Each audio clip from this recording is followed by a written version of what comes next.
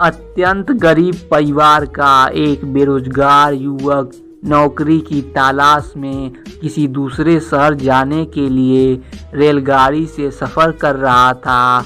घर में कभी कभार ही सब्जी बनती थी, इसलिए उसने रास्ते में खाने के लिए सिर्फ रोटियां ही रखी थी। आधा रास्ता गुजर जाने के बाद उसे भूख लगने लगी और वह टिफ़िन में से रोटियां निकाल कर खाने लगा। उसके खाने का तरीका कुछ अजीब था। वह रोटी का एक टुकड़ा लेता और उसे टिफ़िन के अंदर कुछ ऐसे डालता मानो रोटी के साथ कुछ और भी खा रहा हो, जबकि उसके पास तो सिर्फ रोटियां थीं।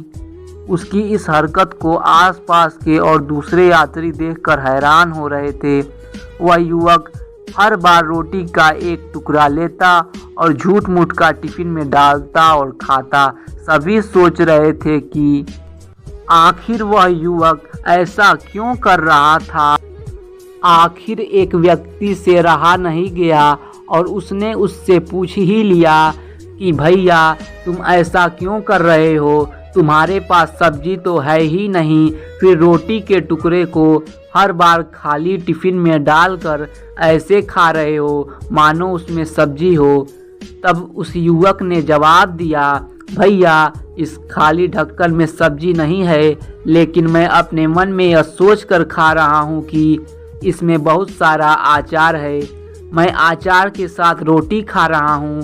फिर व्यक्ति ने पूछा, खाली ढक्कन में अचार सोचकर सूखी रोटी को खा रहे हो, तो क्या तुम्हें अचार का स्वाद आ रहा है?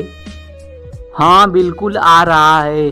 मैं रोटी के साथ अचार सोचकर खा रहा हूँ और मुझे बहुत अच्छा भी लग रहा है, युवक ने जवाब दिया।